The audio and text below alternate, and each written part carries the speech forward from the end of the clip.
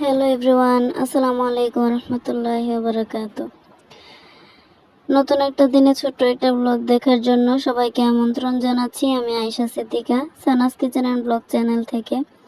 আশা করছি যে যেখান থেকে আমার ভিডিওটি দেখছেন সবাই খুব ভালো আছেন, সুস্থ আছেন। আমরা আলহামদুলিল্লাহ অনেক ভালো আছি। আজকে ব্লগটা সকাল থেকে শুরু করেছি, জানি না কি কি শেয়ার করব।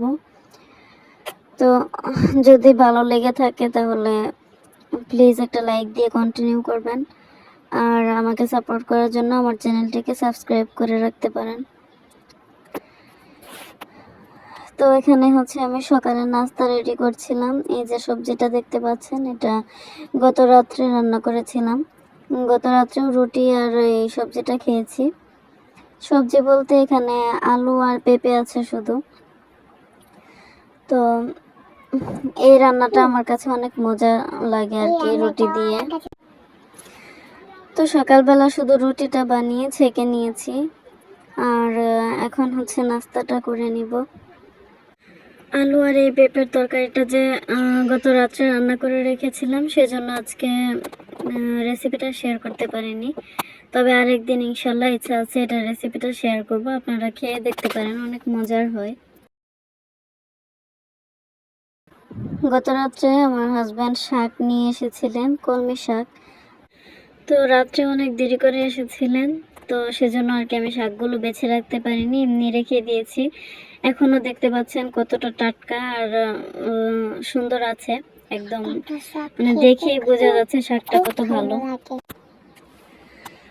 তো এগুলো আমি হচ্ছে এখন নাস্তার পর খুব সুন্দর করে বেছে নিব, বেছে তারপর ধুয়ে একদম সিদ্ধ করে রাখবো।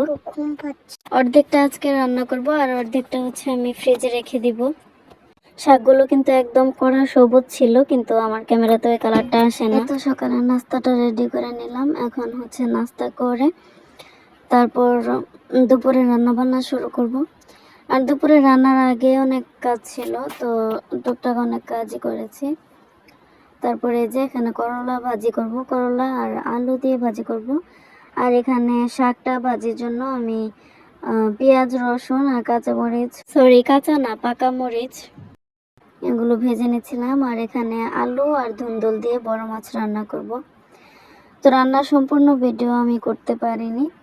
এখানে যে শাক দুই ভাগ করে রেখেছি, এক ভাগ আজকে রান্না করব আর এক ভাগ হচ্ছে নর্মাল ফ্রিজে রেখে দিব। তো এই তো শাকটা ভেজে নিচ্ছিলাম। শাকটা আমি একটু বেশি খাই, আমার হাজব্যান্ড শাক খুবই অল্প খান।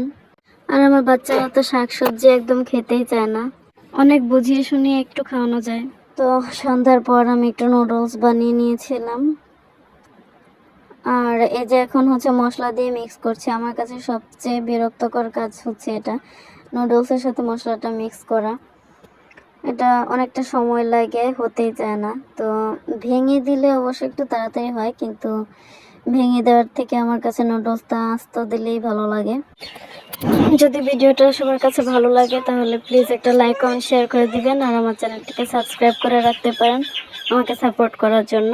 ভিডিওটা এখানে শেষ করছি। সবাই ভালো থাকবেন, সুস্থ থাকবেন, আর আমাদের জন্য দোয়া করবেন। আল্লাহ হাফেজ। আসসালামু আলাইকুম রহমতুল্লাহ।